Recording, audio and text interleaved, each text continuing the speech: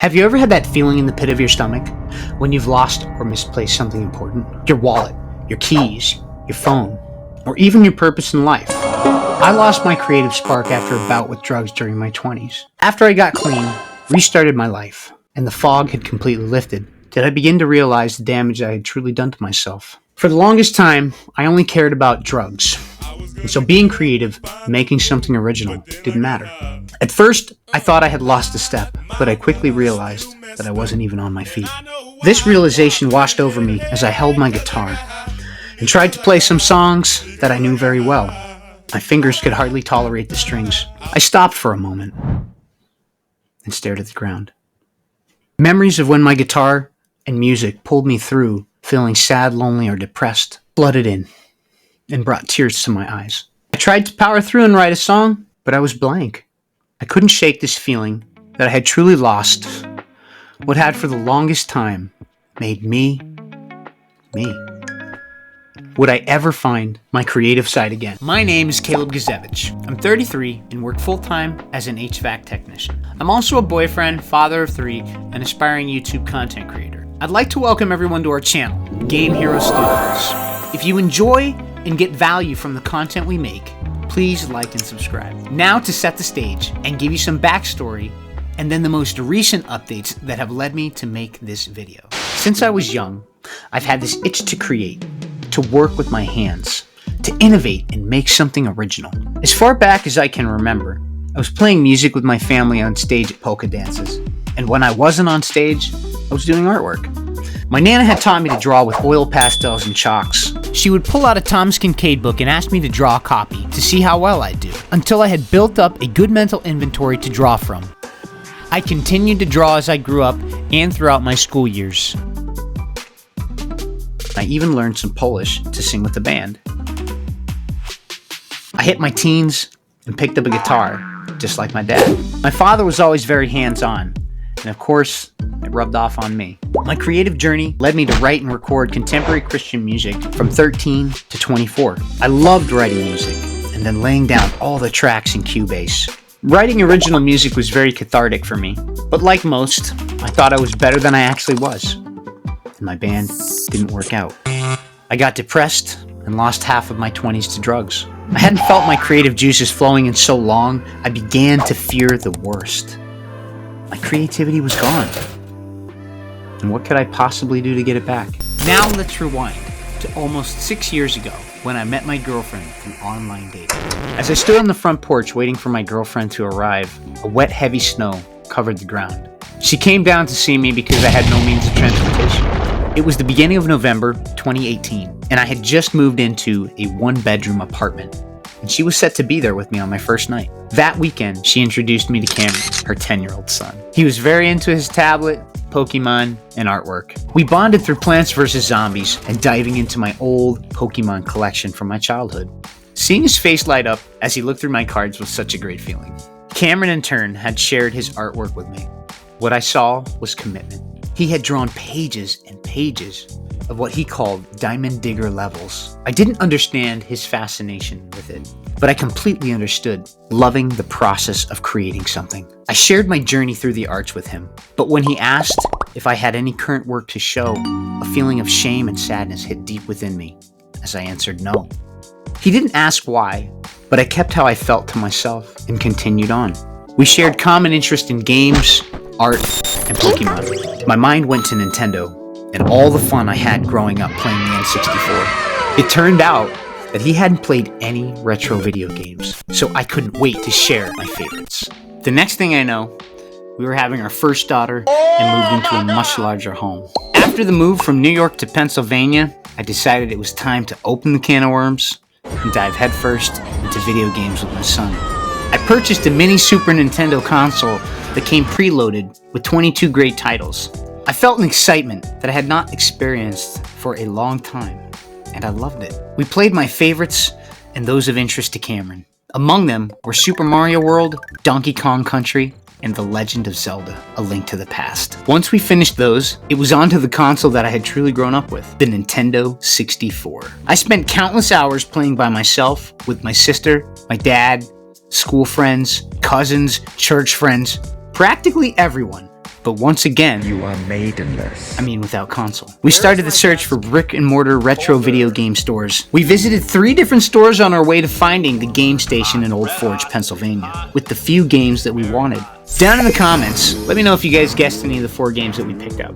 The only thing that both of us wanted now was to get home as fast as possible and let the fun begin. We raced home, burst through the door, set up the console, and off we went. Picking up that controller again had so many memories flooding in. The Legend of Zelda: Ocarina of Time was the title of the day, and we played it until our hearts were content. And I couldn't remember what to do next. It took us a couple weeks to beat the game, and we even had to consult the internet at a few turns. The Water Temple and Shadow Temple, I had truly forgotten what to do. But once we beat Ganon and saved Hyrule, that next itch began. A few months before our daughter was born, I went to GameStop to scratch the itch. We had to know how the newest installment of the Zelda series had turned out. Everything I heard about the game had me more than thrilled to pick up a used Switch and a copy of Breath of the Wild. Our eyes were simply not ready for what the game gave to us. Absolutely stunning graphics and care put into every part of that game. It started to inspire me as I was whisked away to the land of Hyrule for hours and hours. As I played the game and began to learn the story and see how large the game was, my smile began to show. I was so shocked that Link could jump and literally climb everything. It took me about a month to beat the base game, and then I purchased the DLC, which I think to give proper evaluation and opinion of the game was necessary. I loved it. The addition and difficulty of Master Mode is what makes the game better than Tears of the Kingdom will ever be. As I finished Breath of the Wild, enter Tyler, one-time co-worker and great friend, who also plays a lot of video games. He suggested that I try Elden Ring. I had never heard of Souls, Dark Souls, Demon Souls, or Souls-like games. Was I in for a surprise? I got smoked. There was a difference in difficulty that I was not prepared for. Over and over again, I'd throw myself into the lands between until I leveled up enough and got the hang of the combat. Elden Ring is the best open-world single-player action RPG that I have ever played. The game took me 3 months and a few playthroughs to 100%. Elden Ring never failed to surprise me. The world continued to grow in size when I thought I was getting closer to the end. Tons of different enemy types and bosses. Every area and environment was visually stunning. The way the game devs placed each item with intention speaks to the quality of the game. Elden Ring, along with Breath of the Wild, brought back my love for playing video games. From there, I went to Sekiro. I loved Sekiro's combat system. There's nothing more sickening than a man in love. To sum it up in a few words, fair, satisfying, and addicting. It was more engaging and fast-paced. The game was not as long, but it had way more replayability. Another major difference for me was how much I enjoyed the boss battles in Sekiro as opposed to Elden Ring. The Headless Ape was my least favorite, along with the Demon of Hatred. All the others had me racing back to fight them again and again. Even after I completed the game, I still go back to the Gauntlets of Strength to fight the bosses. After Sekiro's fast-paced combat, I was looking for another game that had similar speed for the combat, but also a parry system that was comparable to Sekiro's. As I searched at the time, and honestly still now, I didn't find many games that lived up to my expectations. I ended up with a game called Seafood, a game about avenging your father's death through martial arts, but the game was too short. I ended up going through these titles in search of another game that would capture my imagination and have me immersed for hours. Ghost of Tsushima, Bloodborne, Mortal Shell, Horizon 2, Dark Souls 3, Red Dead Redemption 2. Seeing all the attention to detail put into the games I held in most high regard, and then the difficulty of not finding anything on the market that struck my fancy, began this small itch. The months went on, and I continued to play the games that I loved, waiting for something amazing to drop. I moved away from Souls-like games until my nerves recovered. In the interim, I played Super Mario 3D World and Bowser's Fury, Limbo, Inside, Hades, Wizard of Legend, Hogwarts, and Hollow Knight. After being enthralled by the beauty and charm of Hollow Knight and seeing the morbid simplicity of limbo. I began to desire. I heard that Team Cherry was a small, dedicated group of game devs. I thought, I can work hard. I know how to put in the time to learn a skill. But wait. Hold up. Wait a minute. Something ain't right. I haven't made anything of my own creative accord other than food in the kitchen for 10 years. I was inspired and willing, but self-doubt over my long absence in the creative field crept in. YouTube to the rescue. A few different channels began to populate my feed during 2023. Game review, video game lore, game dev, motivational, and self-improvement content. A few people that I listened to were Jordan Peterson, Simon Sinek, Alex Hormozy, and Tom's Brush.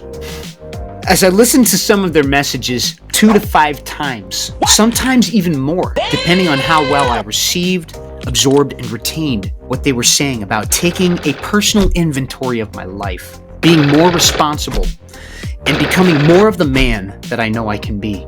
It was clear that change was coming. 2023 was the year of change, and 2024 is the year of new beginnings. The first half of 2023, we were house hunting for our first home. During the months leading up to the move, Cameron had been getting into drawing his own comics, and after a few months, he began to share his progress. I love seeing his artwork and the amount of time that he spends creating it. You can tell he truly enjoys himself. He reminded me of me when I'd be in my room at my parents' house, writing and recording original music and honing my skills. He inspired me to draw again. Christmas 2023, I purchased a bunch of comic book art supplies for Cam to continue his love of art and to get him some better tools that he could try his hand at. I also picked up a few supplies myself. With the supplies I had purchased, I went up to our attic/guest bedroom to try and draw something interesting. For weeks, I felt as though I couldn't think of my own creation. Almost as though all the ideas in my head were just a regurgitation of all the entertainment and content I had consumed through my own creative drought. I continued to play video games, but with a new lens to view it from, game dev. I started to play games more critically. They could have added this. They should have done that. That'd be cool if. What if this happened in the encounter instead of that? Before I knew it, I was sitting in front of my TV with pen and paper, taking notes on my favorite games and what made them so fun and interesting to play.